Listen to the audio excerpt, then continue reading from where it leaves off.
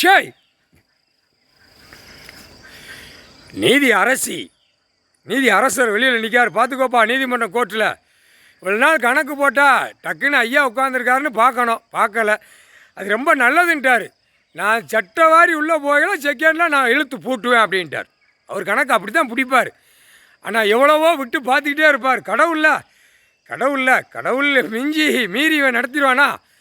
Paper செல்லாதுப்பா, நீதி அரசர் போட்டார், பேப்பரு செல்லாது. அவன் அடிச்சு விட்ட காகித பேப்பர், அரசியல்வாதி விட்ட பேப்பர் செல்லாது.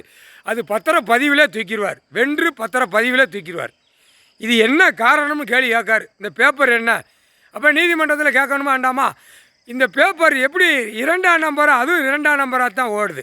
அடித்து விட்டது 1ஆம் நம்பராக இருக்கும் டெல்லியில், 2ஆம் நம்பராக மாவட்ட வாரி, மாநில வாரி, சிட்டி வாரி, நாடு வாரியாக ஓடிக்கொண்டே இருக்குது.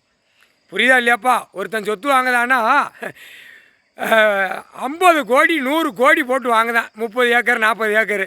அப்போ ஒருத்தன் இப்படி வாங்கினான்னா சிட்டி கிராமத்தில் இந்த பேப்பர் நடமாடுது. அப்போ அந்த பேப்பர் நீதிமன்றத்தில் பார்க்கணும் வேண்டாமா? இல்லை. அதுக்குத்தான் இந்த பேப்பர் செல்லாது, பேங்குலேயும் செல்லாது.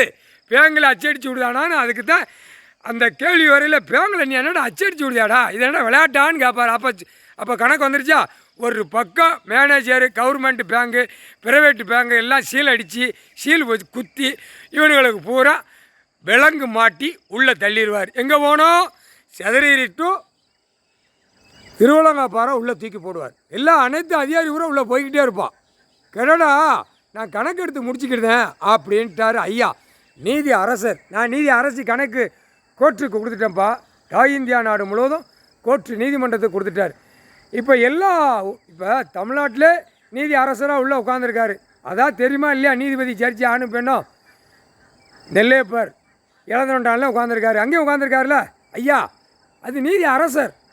இப்போ நீதி அரசர் தான் இப்போ பிடிக்கார். நீதிமான் தப்பு பண்ணி வச்சுருக்கான், அந்த கணக்கை பூரா விட்றா அப்படிம்பார். விஷ்ணு பிரமா கூப்பிட்டு நீதிமான்கிட்ட கணக்கு நீதிமானை உட்காந்துருப்பார். ஐயா அண்ணே அப்படின்னு கேட்பாங்க 2 பேரும்.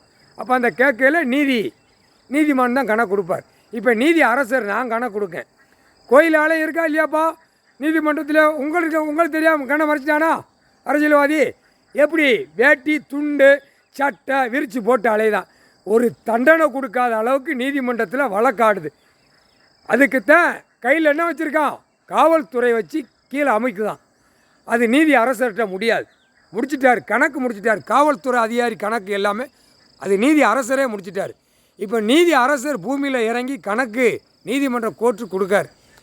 காவல்துறை கணக்கு கொடுக்கணும். இந்த இடத்துல ஐயா ஆலயம் இருக்குது, நீதி அரசராக உட்காந்துருக்காரு. இந்த இடத்துல ஐயா உட்காந்துருக்காரு, நீதி அரசராக உட்காந்துருக்காரு. அப்போ ஐயா ஆலயங்கள் பூரா அப்படியே கிடக்கும், இடங்களை பூரா சுரண்டுவேன், எழுதுவேன், பேப்பரை வச்சு நீ நக்குவேங்கிற கணக்கு அவருக்கு கொடுக்காரு. அப்போ எப்படி விளையாட்டு? இப்போ கொடுக்குற கொடுப்பு ஆதார கார்டு ரேஷன் கார்டில் உள்ளே வருவான்.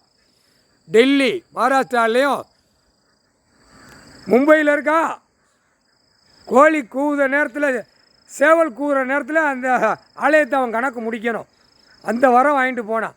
அந்த டைமில் அங்கே உட்காந்துருக்கார். அங்கே தான் மீசை திருக்கி உட்காந்துருப்பார். அதுதான் நீதி அரசர். மும்பை புரியுதா இல்லையா? அது நீதி அரசர். அடுத்தாப்புல இப்போ பிரதமர் மோடி பூரா கோயில் உள்ள கணக்கு பூரா உள்ள என்ன சட்டியாக இருக்குன்னு தூக்குனான்ல, அது நீதி அரசர். ஒவ்வொரு இடங்களில் நீதி அரசராக உட்காந்துருப்பார். ஐயா லிங்கத்தில் உட்காந்துருக்கார். நீதி அரசராகவே அவமதிச்சிட்டீங்களாப்பா. டெல்லியிலேருந்து தமிழ்நாடு வரைக்கும் கோர்ட்டே அவமதிச்சிட்டீங்களா, கடவுளே அவமதிச்சிட்டீங்களாப்பா. கடவுள் அதுதான் நீதி அரசராக உட்காந்துருக்கார். அதுதான் லிங்கத்தில் உட்காந்துருக்கதான் நீதி அரசர். 12 ஜோதிலிங்கம், 12க்கு அமர்நாத் டு ராமேஸ்வரம் வரைக்கும் நீதி அரசராக உட்காந்துருக்கார். இப்போ நீதி அரசியாக நான் கணக்கு எடுக்கேன். இப்போ தான் என்னை அரசியாக உட்கார வச்சுருக்காரு என் ஈஸ்வரன் பரமசிவன். முக்கால் சத்தியம். புரிஞ்சிக்கோ. தப்பாக ஆட்டத்துக்கு ஆடாதீங்கப்பா. வந்து என்ன ஏது ஐயா உட்காந்துருக்காரு, கேள்வி கூட கேட்கல. அந்த கேள்வி அது படக்குன்னு கேட்பார். நான் கணக்கு விட்டேன் பாத்தியா பார்க்கலையாம்பார். எல்லா நீதிமன்றத்திலையும் கேட்பார். இந்தியா நாடு முழுவதும். அதுக்கு தான் இப்போ கோயில் கணக்கை விடுதார்.